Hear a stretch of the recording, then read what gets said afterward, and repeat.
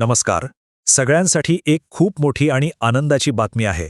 खास करून त्या विद्यार्थ्यांसाठी जे महाडीबीटी स्कॉलरशिपच्या पैशांची खूप दिवसांपासून वाट पाहत होते. असं म्हणायला हरकत नाही की तुमची प्रतीक्षा आता संपलेली आहे. हो ना, की स्कॉलरशिपसाठी अर्ज तर मंजूर झालाय, सगळं काही ठीक आहे, पण पैसे नेमके खात्यात कधी येणार? हाच प्रश्न सगळ्यांना सतावत होता, बरोबर? पण आता ही सगळी चिंता मिटणार आहे, कारण राज्य शासनाने एक असा महत्त्वाचा निर्णय घेतलाय ज्यामुळे ही प्रतीक्षा आता संपणार आहे. चला, तर मग याबद्दल जरा सविस्तरपणे जाणून घेऊया. झालं असं आहे की राज्य शासनाने 24 एप्रिल 2024 रोजी 2 खूप महत्त्वाचे शासन निर्णय म्हणजे GR काढले आहेत. आणि याच GRमुळे स्कॉलरशिपच्या निधीचा मार्ग आता मोकळा झालाय.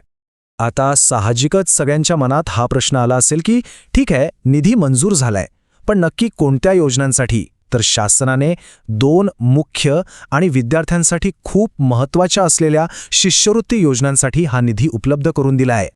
आणि त्या 2 योजना आहेत. बघा, पहिली आहे डॉक्टर पंजाबराव देशमुख वसतिगृह निर्वाह भत्ता योजना. नावावरूनच कळतंय की ही योजना विद्यार्थ्यांच्या हॉस्टेलच्या खर्चासाठी मदत करते. आणि दुसरी आहे राजर्षी शाहू महाराज शिक्षण शुल्क शिष्यवृत्ती योजना. ही योजना आर्थिकदृष्ट्या दुर्बल घटकातल्या विद्यार्थ्यांची शिक्षण फी म्हणजे ट्यूशन फी भरण्यासाठी मदत करते. म्हणजे दोन्ही योजना खूपच महत्त्वाच्या आहेत.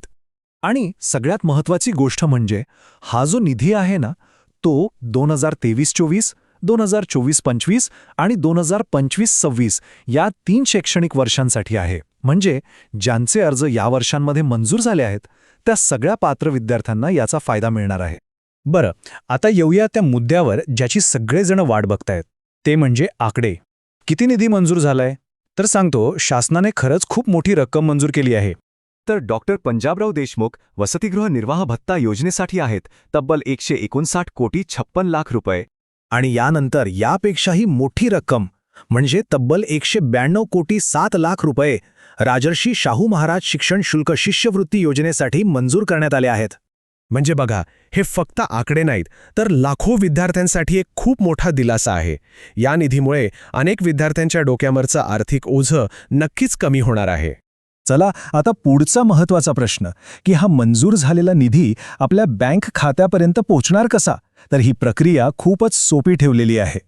तर बघा, प्रोसेस अगदी साधी सोपी आहे. ज्या विद्यार्थ्यांचे अर्ज महाडीबीटी पोर्टलवर मंजूर झालेले आहेत त्यांच्या बँक खात्यामध्ये थेट डीबीटीच्या माध्यमातून म्हणजे डायरेक्ट बँक ट्रान्सफरने ही रक्कम जमा केली जाईल. यासाठी कुठेही हेलपाटे मारायची गरज नाही. ठीक आहे, आता आपण या माहितीच्या शेवटच्या आणि तितक्याच महत्त्वाच्या टप्प्यात आलो आहोत. यामध्ये शासनाने दिलेली एक महत्त्वाची सूचना आणि पुढे काय करायचे याबद्दल बोलूया. आणि ही गोष्ट सगळ्यांनी खूप गांभीर्याने लक्षात घ्यायची आहे. शासन निर्णयात हे अगदी स्पष्टपणे सांगितलेलं आहे की जर कोणी चुकीची किंवा खोटी माहिती देऊन या योजनेचा लाभ घेतला असेल तर दिलेली रक्कम शासनाकडून परत वसूल केली जाईल. त्यामुळे आपली माहिती अचूक असणं खूप गरजेचं आहे. आणि जाता जाता सगळ्यात चांगली बातमी हीच आहे की निधी वाटपाची ही प्रक्रिया लवकरच सुरू होणार आहे. त्यामुळे पात्र विद्यार्थ्यांना आता फार काळ वाट पाहावी लागणार नाही. तर मग आता पुढे काय करायचं? निधी वाटपाच्या नेमक्या तारखा कधी जाहीर होतील आणि इतर सूचनांसाठी आपल्याला अधिकृत घोषणांवर लक्ष ठेवावं लागेल. याबद्दल जसे काही नवीन अपडेट्स येतील ते तुमच्यापर्यंत पोहोचवण्याचा आम्ही नक्कीच प्रयत्न करू. तोपर्यंत ही एक सकारात्मक बातमी आहे, त्यामुळे निश्चिंत रहा.